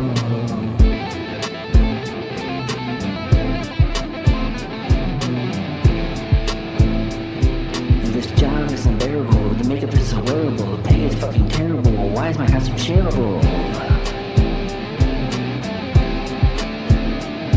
We are the roadies of the rodeo. We do all the work and get none of the fame, yo. They all laugh at us. Kids and adults too, feeling like a sideshow in the zoo. Where the dust settles and the crowd fades and the light go out and we finally get paid. Come join us for a beer and some stories, cause there's nothing better than a clown and his glory. We are the ones that underpay the few. If you don't know what's mine now, here's a big bug. If you need us, we'll be hiding in a barrel. Rest in peace, Dimebag Darrell. We are the ones that underpay the few. If you don't know us by now, here's a big bug. If you need us, we'll be hiding in a barrel. Rest in peace, Dimebag Darrell.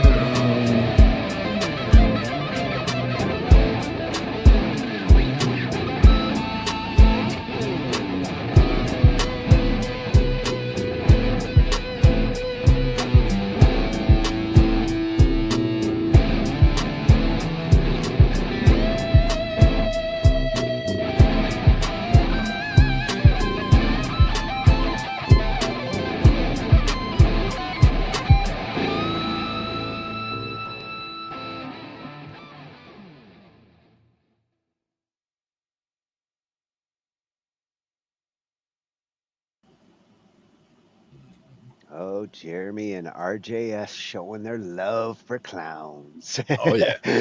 No fooling. Good stuff. Always loved that guitar tone for sure. Yeah, and actually the bass there, the doom, doom, doom, doom, doom. It's growing on me. Yeah, for sure. Yep. Big hands, big feet, must be a clown. Yes, now I just need a barrel. You're hiding in a barrel. Oh, I agree, Uni. Very original. Yep. It was.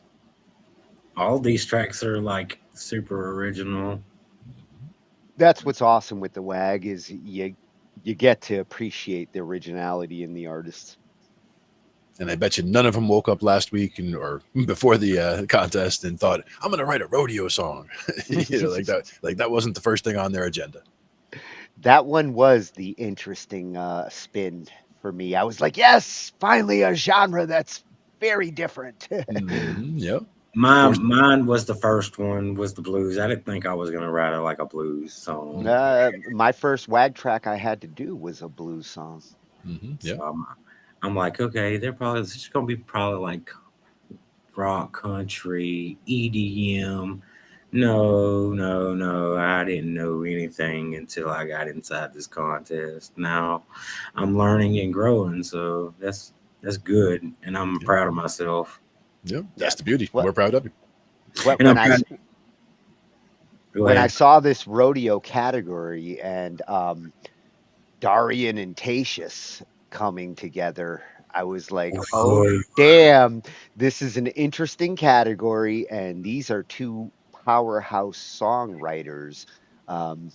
I think Austin enjoyed like getting to actually not have to worry about doing as much work as he normally has to. Like Daurian really stepped up and took care of some of the heavy lifting to get going, and Tatius got to have a lot of fun on this track.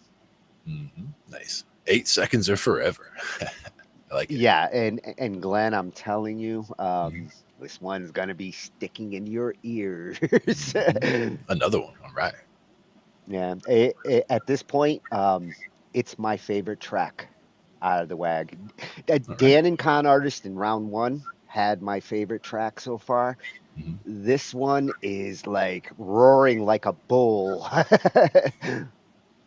Nice. Roaring in into the rodeo.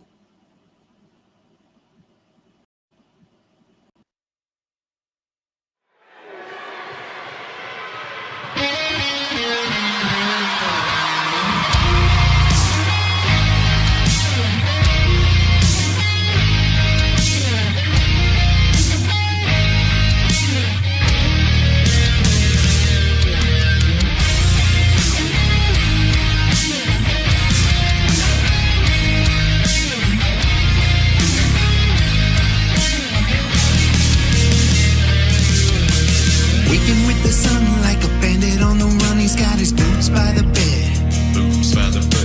Another time behind him, pick up loaded, hit the road for the glory up ahead. He's got dust on his jacket and scars on his pride, chasing down the storm with a fire in his eyes, and he's never gonna crumble from the blood, sweat, and thunder.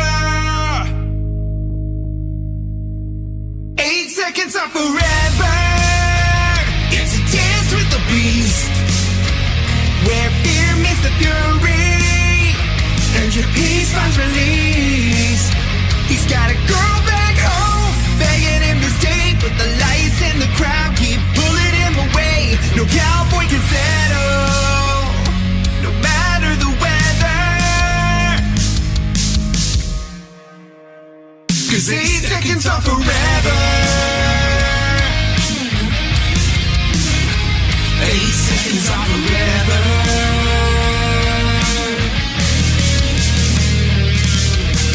Wading through the wreckage while he's feeling all the pain, losing friends and fences, and he's broken more than rains. When the beat swings wide and the beat goes free.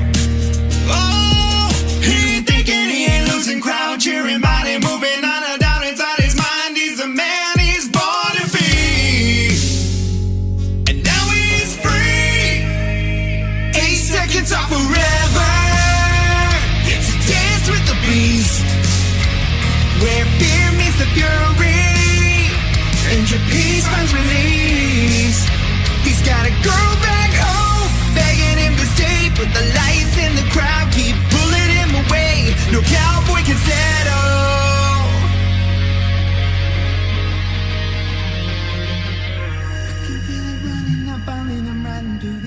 I can feel it running up, falling, I'm riding to the end. I can feel it running up, falling, I'm riding to the end. I can feel it running up, falling, and I can feel it running up, falling, I'm riding to the end. I can feel it running up, falling, I'm riding to the end. I can feel it running up, falling, I'm riding to the end. I can feel it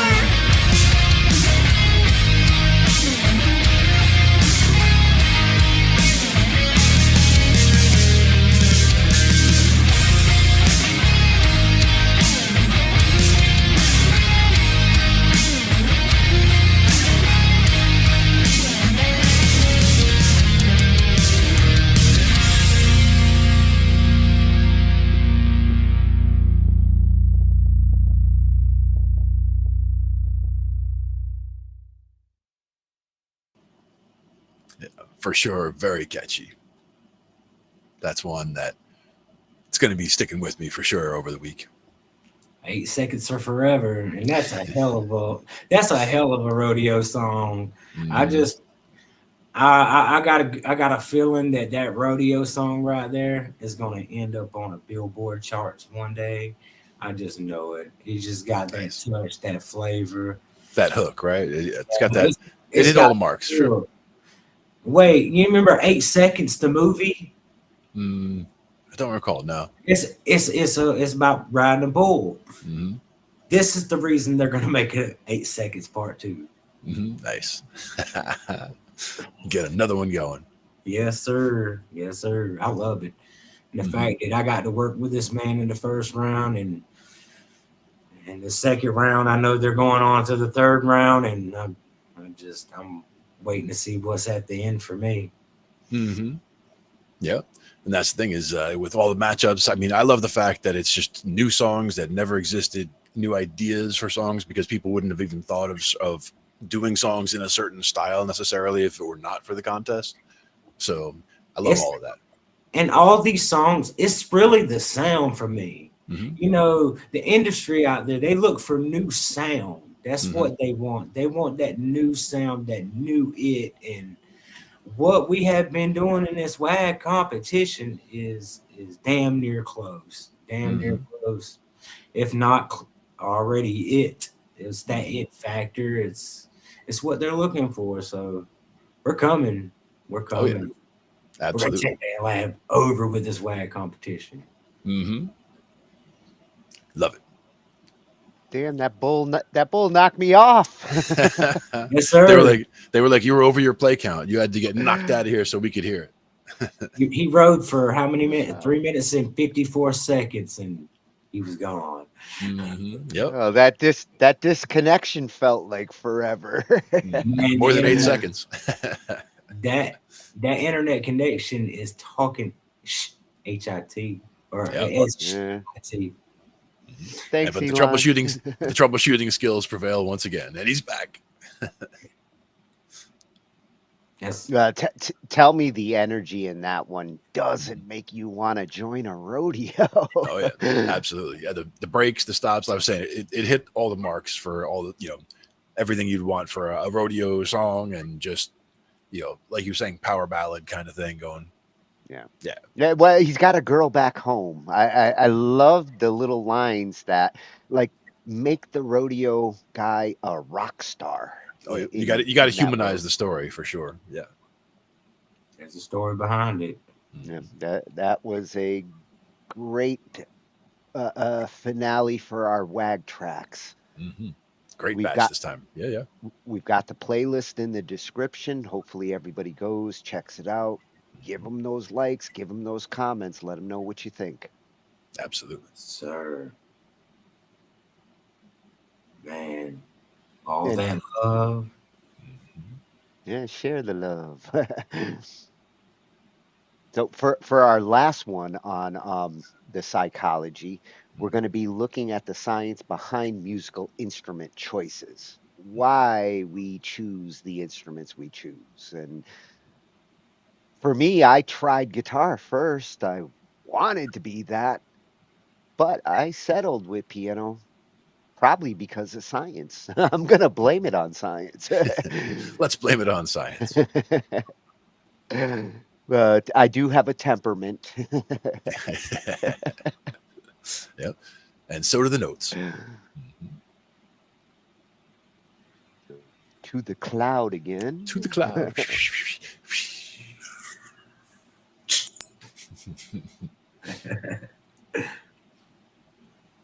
And then we press.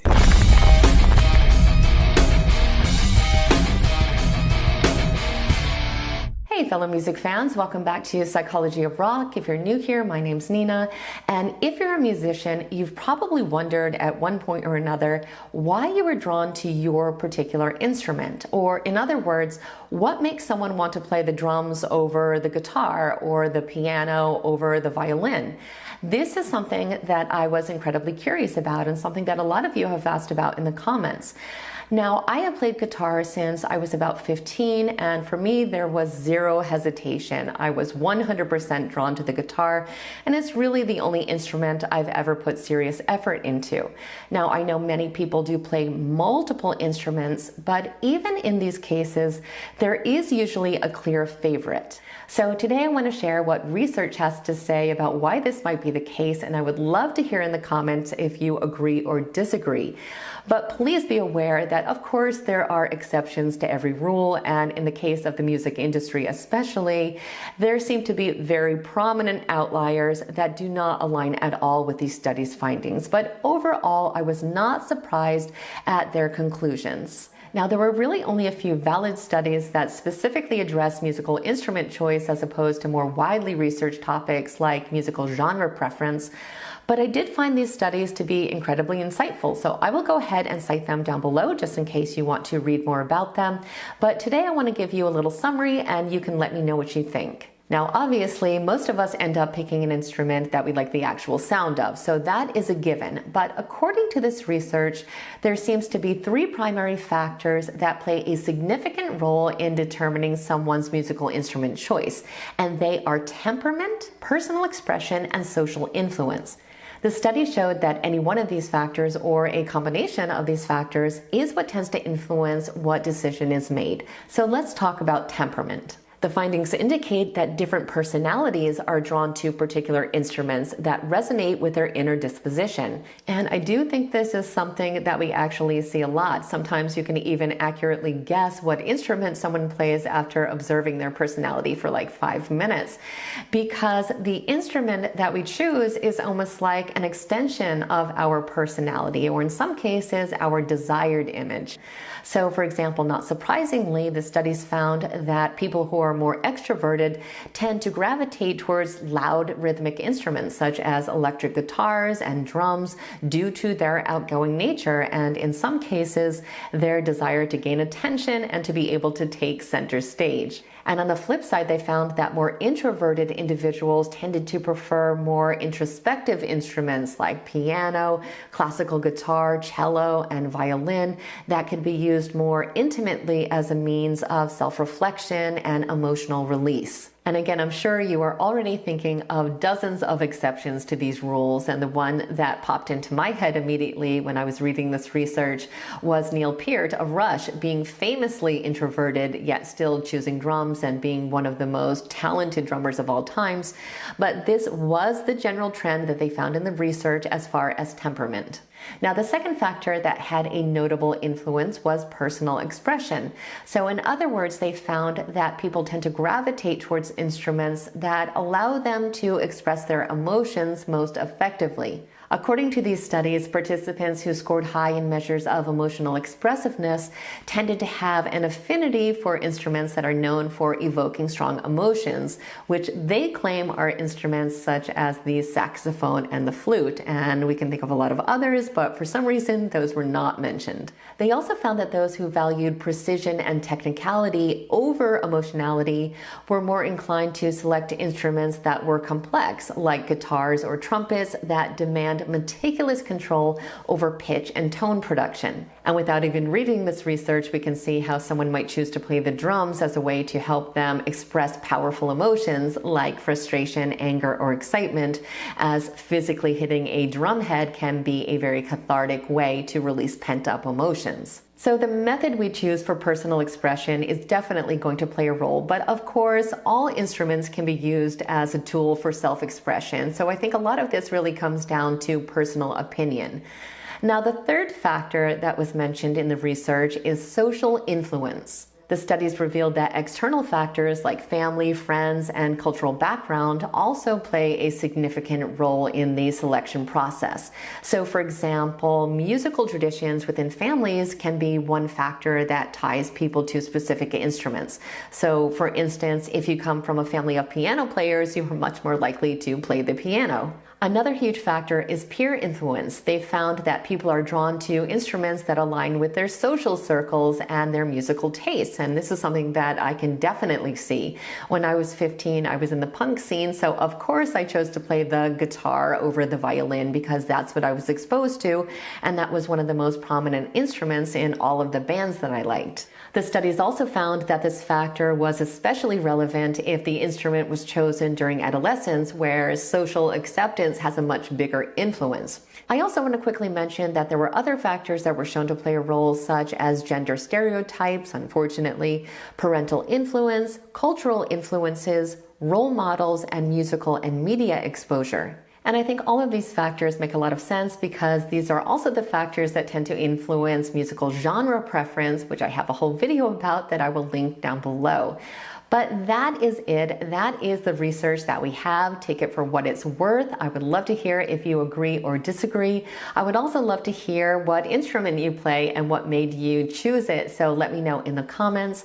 As always, I want to thank you guys so much for watching. Don't forget to like and subscribe if you haven't. And I will see you next week.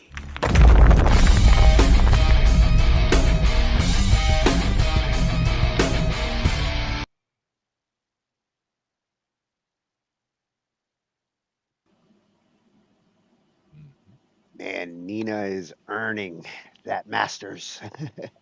Indeed. Yeah, and for me, it was the early decision on the piano was my dad was an excellent pianist, so there was always piano music in the house, always Chopin and things of that nature. But I also had cousins and uncles who were guitar players, so we also had guitar music that was always around during family things. So I had that influence as well early, and I did want to go towards guitar early, but did stick with piano mostly for throughout until high school, and dabbled with the bass for like a month, and tried trumpet in 4th grade, things like that. But all of that. You blew your own horn. I did. You played the trumpet? Oh yeah. I played the trumpet too. Yeah, I'm surprised how very many. briefly. I'm surprised how many people have played the trumpet, because I know at least 7 or 8 of them. The fact is that I only played it for a short time. I lived in Pottsboro, Texas, so I actually picked up the instrument. I was learning how to read sheet music then. I still know a little bit, but far as the trumpet, it's been so long ago, I forgot. But coming back to what you were saying, I'm kind of like you in a way.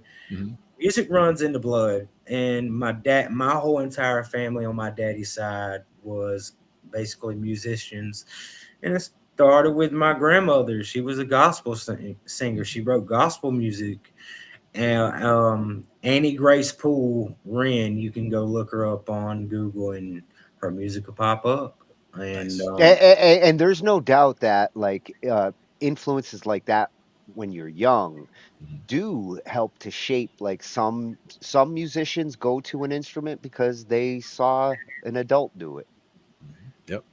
Yep. But I do like these this criteria that she mentioned here.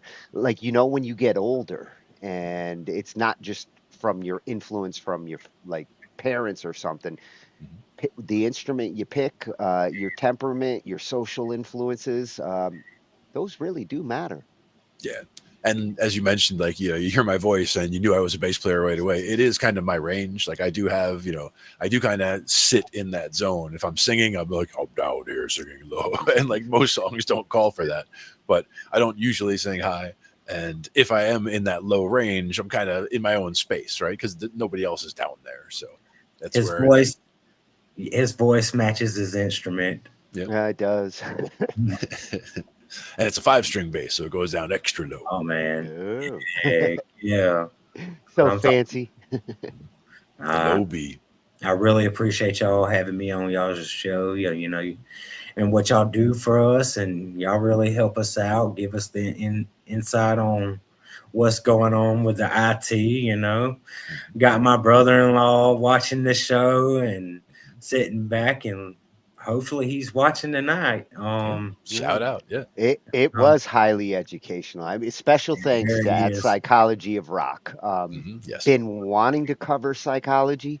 So awesome to find a channel that actually does focus on it from a musical perspective. Love That's you, right. Nina. Love you. Appreciate you very much. Hopefully, you might can come in one day. You never know. Yeah. That masters that she's working on, she's earning it. I don't know if she's got it yet, but I learned a hell of a lot from what she talked about tonight. Yep. That makes so much sense, right? Intrigues me more and gives me more ambition to change my genre. Well, it helps me to understand the different types of musicians that I interact with. Understanding some of these things, then you realize when you're dealing with a drummer or a guitarist, you kind of get prepped for what you're going to deal with most times. Yep. It won't be the drums for me. I've tried to play the drums. I'm gonna tell you, I'm just not coordinated enough for that. I can't even. I know it takes time to learn them, but I sit over there. I could sit over there for a little bit. I'm not coordinated with the drums. You put a keyboard in front of me, and I can make you a hot track. I can make you anything you want to on the keyboard. Don't put me in front of some drums. Give me I don't know if I can do the sticks and the feet, but you do have drummers nowadays that they do it this Finger way, drums, yeah. and they are a new type of drummer. Yep. And you can do a lot of that from a keyboard too. Yep. The new stuff that's actually coming out for the dolls, and it's awesome. Like they got a new sampler out there. I think Mayvai was talking about the new sampler, and it's very expensive, but that's in my category of genre of music to use. You want to have a sampler in hip hop music, and in some rock music you might want to have a sampler.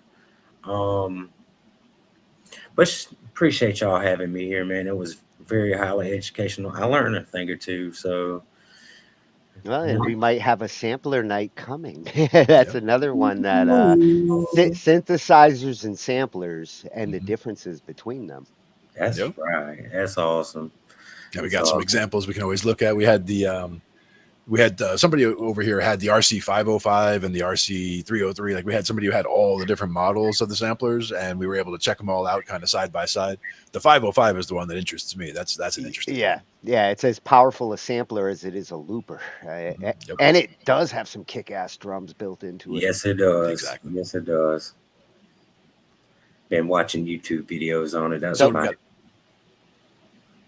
So we're going to be winding down this round 2 this week. I think we're going to be doing a little more review tomorrow, and then Saturday night we'll be finding out what's up with round 3.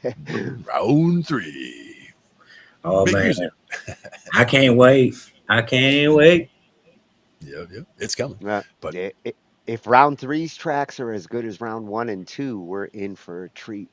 Absolutely. It's great stuff all around. Appreciate everybody putting in the tracks. Appreciate everybody supporting everybody who put in the tracks. A lot of work went into these tracks. I know it's a compressed time frame, so it's Yes, it you had is. to get things cranked out fast, but we appreciate everybody jumping on board and listening and liking and giving all the support they can to the artists for getting in on these. So it makes the work even more impressive knowing how tight of a squeeze they had. Exactly. Yep. And just like Rusty said, don't be scared. It's just the WAG, baby. We're internationally known. So we'll see you tomorrow night on Angified, and we'll be back next Thursday to talk some more. IT. That's how you do it. IT. See you, everybody. Just the facts. Night. We cover digital audio workstations and music tools. We explore theory, gear, and MIDI too. How to arrange, compose, and the art of arranging. Taking a look at AI and how the times have changed. On a PC or a Mac, and even with a mobile device, we'll be talking about it all every Thursday night. From software to plugins and synths that entice. Dive deep into tech and let creativity take flight. Talkin IT. We're talking IT.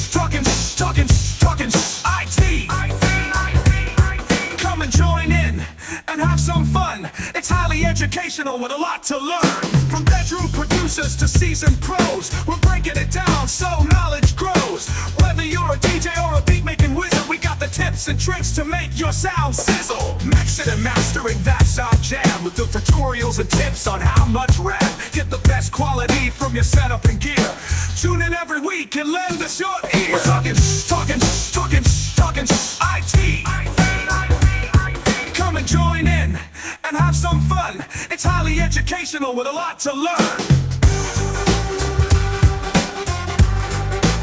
We're talking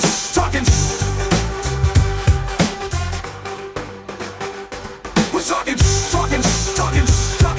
IT. We're talking IT. Every Thursday night on Angified.